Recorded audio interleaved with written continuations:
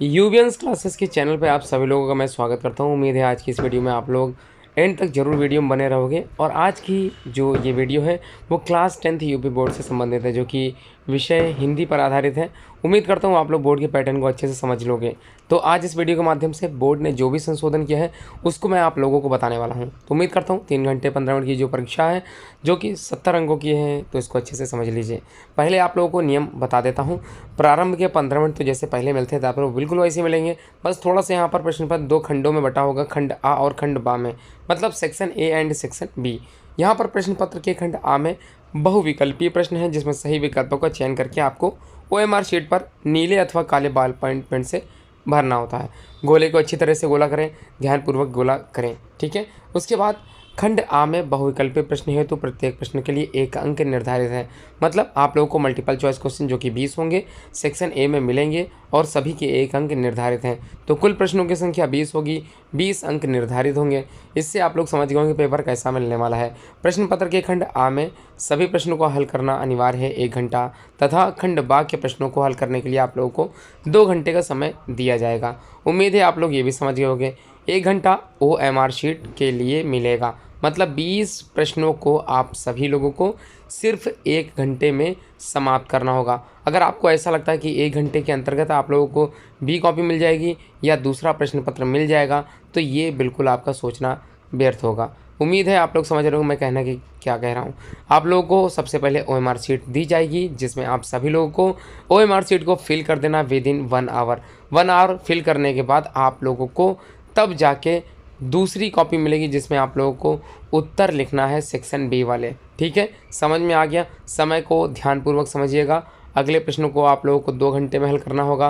Paper बिल्कुल भी आप लोगों को दे दिया जाएगा, लेकिन कॉपी नहीं दी जाती है, ध्यान से समझ लीजिए। अब देखिए सेक्शन ए में यहाँ पर हिंदी का जो प्रश्न पत्र है सम्मुख सामने जो है अंक निर्धारित किए गए हैं। पूर्णांक 20 है, मैं एक एक करके समझाता चल रहा हूँ। सबसे पहला क्वेश्चन है, बाबू गुलाब राय किस युग के लेखक हैं? देखिए आप लोगों ने काफ़ी युग सीखा था, हिंदी गद्य साहित्य का इतिहास पढ़ा था, हिंदी पद्य साहित्य का इतिहास पढ़ा था। तो बाबू गुलाब राय किस युग से संबंधित हैं? भारतेंदु युग से, द्विवेदी युग से, शुक्ल युग या फिर शुक्लोत्तर युग। यहाँ पर थोड़ा सा मिसप्रिंट हो गया, शुक्लांतर नहीं है, शुक्ल। अब आप लोग शुक्लोत्तर ही मानिए क्योंकि अंतर नहीं है। अब अगला क्या कह रहा है, चिंतामणि किस विधा की रचना? देखिए चिंतामणि त्रिवेणी रश्मिमांसा, ये आप लोगों ने सीखा था। क्या सीखा था? ये सभी रचनाएं चिंतामणि त्रिवेणी रश्मिमांसा रामचंद्र शुक्ल की रचनाएं हैं। लेकिन चिंतामणि किस विधा पर आधारित है? क्या ये निबंध है, क्या कविता है, या फिर नाटक, या फिर ये कहानी है? उम्मीद है आप लोग समझ गए होंगे। उसके बाद संख्या 3, प्रश्न संख्या 3, गबन किसकी रचना है? देखिए गबन, गोदान, रंगभूमि, कर्मभूमि, सेवा सदन, ये सभी रचनाएं मुंशी प्रेमचंद जी की हैं। और प्रेमचंद अपने आप में ही सम्राट कहे जाते हैं उपन्यास के, ठीक है। उपन्यास सम्राट कहे जाते हैं, सब सर्वाधिक उपन्यास लिखने वाले एकमात्र ऐसे साहित्यकार हैं मुंशी प्रेमचंद ही उत्तर सही है। जयशंकर प्रसाद जो कि नाटककार के रूप में प्रसिद्ध हैं, सूर्यकांत त्रिपाठी निराला और हरिकृष्ण प्रेमी। तो उम्मीद है मैंने उत्तर बता ही दिया, आप लोग समझ गए होंगे। अगला देखते हैं प्रश्न जो है संख्या 4, शुक्ल युग की समय अवधि कितनी थी?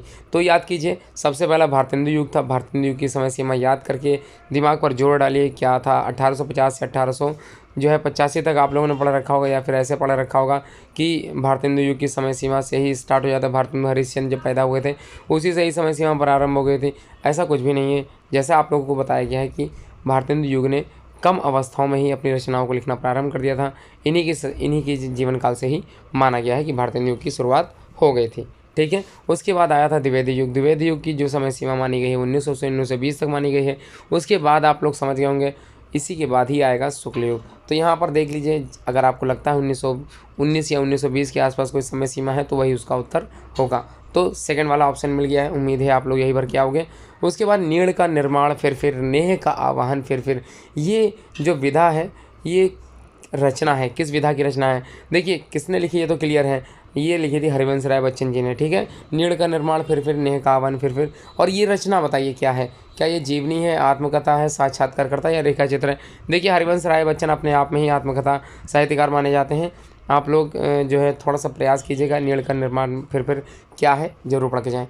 प्रिय प्रवास ये किस युग की रचना? देखिए प्रिप्रवास रचना किसकी है, ये तो आप लोग जानते ही होंगे कि प्रिप्रवास रचना अयोध्या सिंह उपाध्याय हरिऔध जी की है। लेकिन ये रचना किस विधा पर आधारित है, ये भी आप लोगों को पता होना चाहिए। ये किस जो है युग में लिखी गई, ये भी आप लोगों को पता होना चाहिए। तो यहाँ पर 4 ऑप्शन है, द्विवेदी युग, भारतेंदु युग, प्रगतिवादी युग या फिर छायावादी युग। अब देखते हैं अगला क्वेश्चन क्या कह रहा है। अगले प्रश्न में कहा गया मधुशाला किसकी रचना है? देखिए मधुशाला, मधुकलश और मधुबाला, ये सभी मधु से आधारित जितनी भी रचनाएं हैं ये हरिवंश राय बच्चन जी की थी।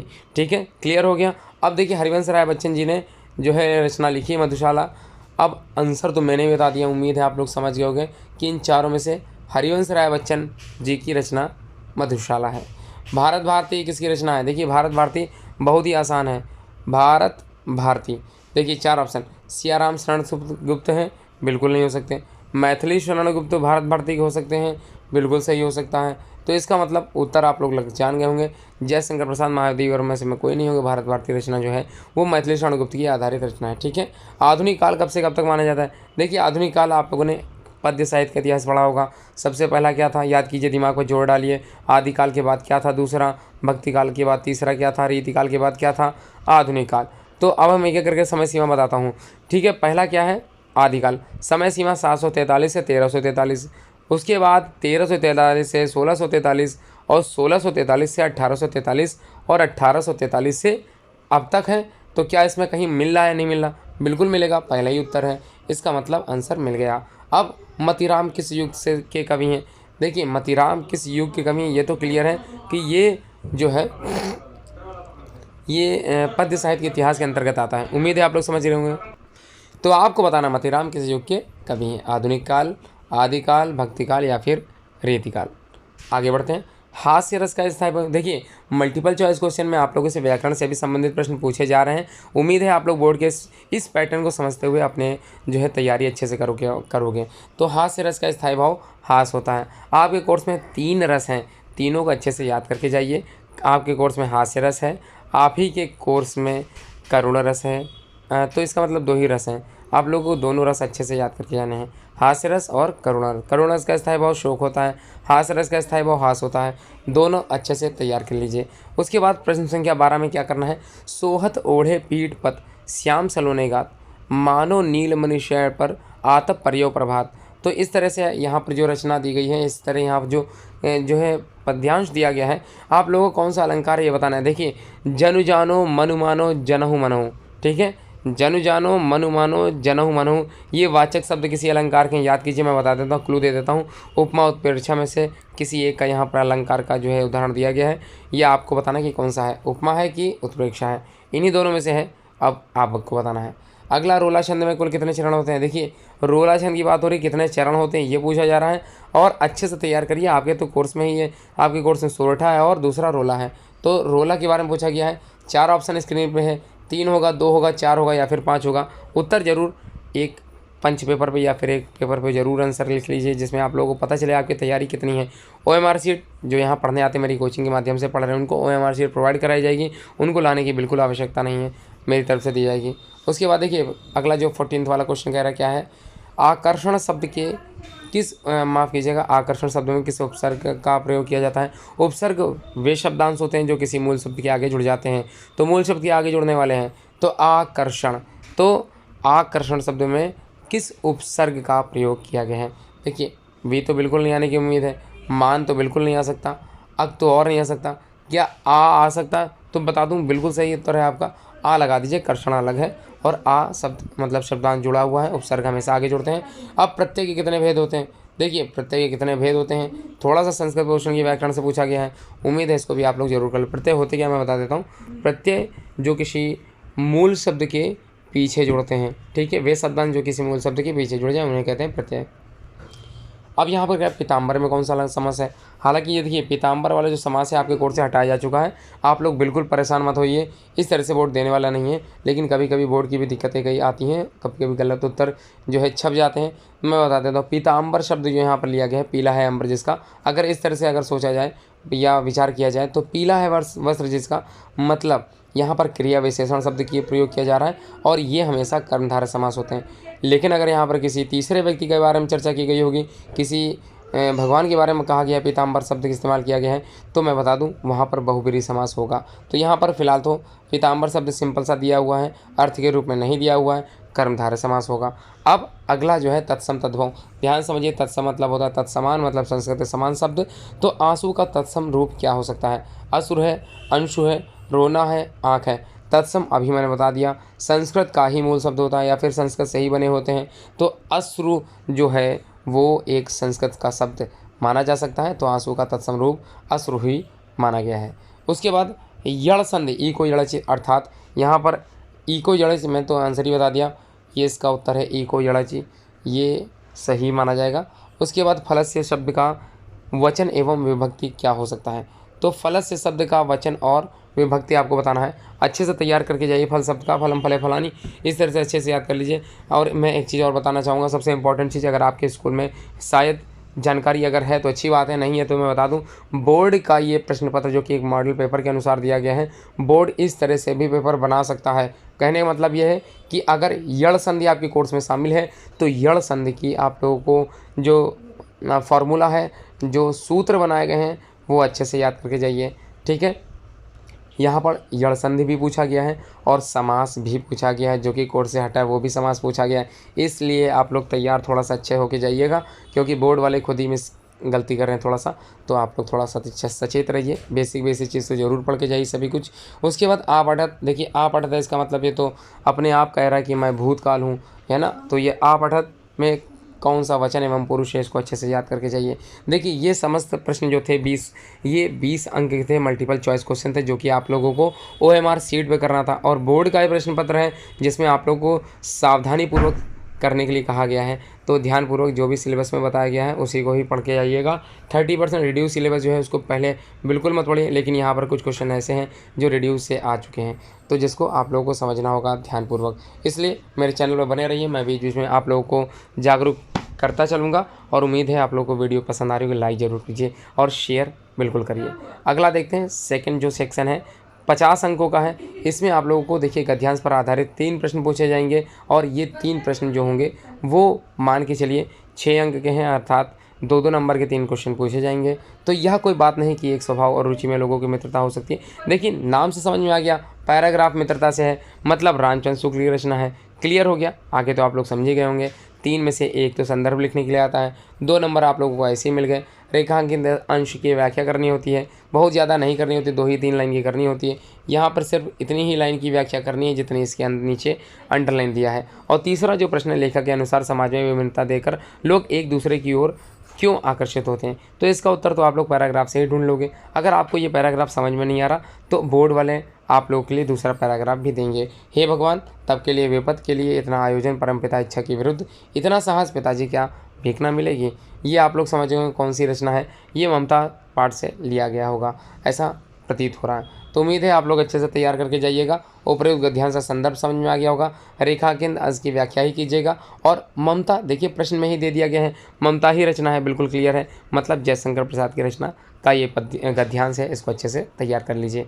उसके बाद देखिए दिए गए पद्यांश पर आधारित 3 प्रश्नों का उत्तर देना है। यहाँ पर बिल्कुल उसी तरह से प्रश्न जैसे आप लोगों ने अभी सीखा था। तो चलिए एक एक करके समझ लेते हैं। चरण कमल बंदो हरि राय, जाकी कृपा पंगु हरि गिरि लय हो, और अंधे को सब कुछ दर्शाई। तो ये जो है आप लोगों को समझ में आ गया होगा। यहाँ पर संदर्भ लिखना है, अंश की व्याख्या करनी है, और पंक्तियों में कौन सा अलंकार है। तो चरण कमल बंदो हरि राय, आप लोगों ने तो अलंकार 9th क्लास में पढ़ ही रखा होगा, और 10th आपके कोर्स में भी अगर है तो जरूर कर लीजिए। सुन सुंदर वैन सुधार साने, सयानी है जानकी जानी भली, ये भी आप लोग समझ गए होंगे, इसको भी बताने की आवश्यकता बिल्कुल नहीं, मोस्ट इंपॉर्टेंट है। पद्यांश का संदर्भ लिखिए, व्याख्या कीजिए, और यहाँ पर अनुराग तड़ाग और तथा मनुमंजुल कंज कली में कौन सा अलंकार प्रस्तुत हैं, दोनों में ही बताना है कौन कौन से अलंकार आए हैं। अगला जो प्रश्न संख्या 3 दिया गया है, संस्कृत का गद्यांश है, जो कि मैंने बता रखा है कि आप लोग 2 ही चैप्टर अच्छे से पढ़ के जाइए, पूरा गद्यांश उसी से पूछा जाता है। पहला पार्ट वाराणसी से रिलेटेड प्रयागराज वाला, उसको अच्छे से तैयार करिए। देखिए यहाँ पर क्या क्या है मैं बता देता हूँ। लिखा एशिया नगरी भारतीय संस्कृति संस्कृत भाषायास केंद्र स्थलमस्ति, अर्थात एशिया नगरी, यह नगरी भारतीय संस्कृत के संस्कृत भाषा के केंद्र स्थल मानी गई है। और इत एवं संस्कृत वांगपस्य संस्कृतेश आलोका सर्वत्र प्रसिद्धा, और यहाँ की संस्कृति बताइए देश विदेश में प्रसिद्ध है। मुगल युवराज दारा शिकोह भी यहीं आए थे और यहीं पर भारतीय दर्शन शास्त्र का अध्ययन भी किया था। सतेषां ज्ञानेन और ज्ञान की प्राप्ति की थी, जिससे प्रभावित होकर अभवत यत तेन उपनिषदाम, और उन्होंने इसी शास्त्रों को किस भाषा में, पारसी भाषा में भी अनुवाद कराया था। ठीक है, भारतीय दर्शन को। अब उम्मीद है आप लोग कर लोगे, इतना आसान सा तो पूछा गया है। या फिर अगर दूसरा आप लोग भारतीय संस्कृति वाला जो पाठ का पढ़ना है तो उसको भी अच्छे से तैयार कर लीजिए। यहाँ पर दूसरा पैराग्राफ उसी से है, तो अस्माकं संस्कृति भारतीय संस्कृति, तो ये भी पढ़ के जाइए। उसके बाद पद्यांश से करना होता है, पद्यांश को ध्यानपूर्वक समझ लीजिए। दिए गए संस्कृत पद्यांश में से किसी एक का संदर्भ सहित हिंदी में अनुवाद कीजिए। देखिए थोड़ा सा पैटर्न तो बदला गया है, क्योंकि यहाँ पर क्या होता है, पहले क्या करना था, या तो गद्यांश करना होता या पद्यांश करना होता, लेकिन यूपी बोर्ड क्लास 10th में देखिए बोर्ड के पैटर्न नहीं बता दिया कि गद्यांश भी करना होगा और साथ में उसका पद्यांश भी करना होगा। तो यहाँ पर पद्यांश, संस्कृत का पद्यांश किसी एक का संदर्भ से पूछा गया है। मानम हित्वा प्रियो भवति क्रोधम हित्वा न शोचति, ये जरूर पढ़ के जाइए। और दूसरा सर्वे भवन्तु सुखिनः सर्वे सन्तु निरामया सर्वे भद्राणि पश्यन्तु मा कश्चित् दुःखभाग् भवेत्, अब इसको भी अच्छे से तैयार करके जाइएगा। इसके अलावा जो दो मैंने अलग से बताए हैं उसको भी जरूर पढ़ लीजिए। एक बंधनम मरणम वाला था, एक मरणम मंगलम वाला, दोनों ही अपने आप से ही पूछे जाते हैं, महत्वपूर्ण है, अच्छे से तैयार करके जाइए। अब इसके बाद देखिए खंड काव्य पर आधारित प्रश्नों में से किसी एक का उत्तर कीजिए।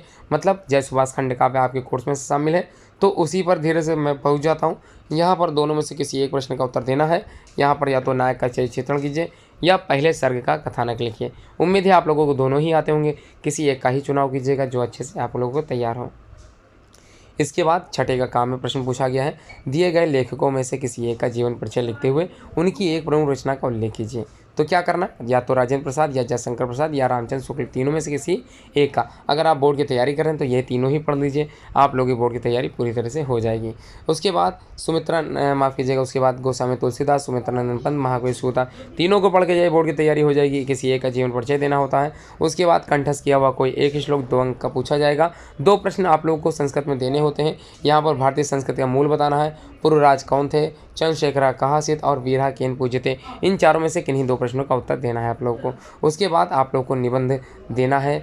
अब आप लोग समझ गए होंगे क्या क्या कोर्स से हटा दिया गया है, मतलब प्रश्नों से क्या क्या नहीं आए। देखिए हिंदी संस्कृत, संस्कृत हिंदी बिल्कुल नहीं आ रहा है, बिल्कुल मत पढ़ के जाइएगा। 9 अंक का आप लोगों का निबंध हो गया है। पर्यावरण संरक्षण के उपाय, आतंकवाद कारण एवं निवारण, जनसंख्या लाभ एवं हानि और नारी सशक्तिकरण। तो ये प्रश्न की आज जो सीरीज मैंने बताई है, आप लोग इसी फॉर्मेट में अच्छे से तैयार करके जाइए। बोर्ड के अनुसार ही तैयारी कीजिए, जिसमें आप लोगों को अच्छे से आप लोगों की तैयारी के हिसाब से पैटर्न समझ में आ सके। बोर्ड ने पैटर्न बिल्कुल चेंज कर दिया है, काफ़ी कुछ हटा दिया है, क्योंकि 20 क्वेश्चन की जो सीरीज रखी गई है उसके आधार पर जो 50 क्वेश्चन रह जाते हैं उसमें थोड़े बहुत क्वेश्चन बोर्ड ने हटा दिया है। और ध्यानपूर्वक समझ लीजिएगा, गद्यांश संस्कृत का और गद्यांश संस्कृत पद्यांश संस्कृत का दोनों ही आ रहे हैं इस बार। और संस्कृत जो आप लोगों को हिंदी वाला वाक्य संस्कृत में बनाना होता था, बिल्कुल हटा दिया गया है। पर्यायवाची शब्द कहीं नहीं आए हैं, हटा दिए गए हैं। इसलिए समझ के जाइएगा। आप लोग बहुत ज़्यादा अधिक तैयारी मत कीजिए, आप लोग बेसिक तैयारी कीजिए, जिसमें आप लोगों के मल्टीपल चॉइस क्वेश्चन अच्छी तरह से अटेम्प्ट हो सकें। पूरी वीडियो देखने के लिए आप सभी लोगों का बहुत बहुत धन्यवाद।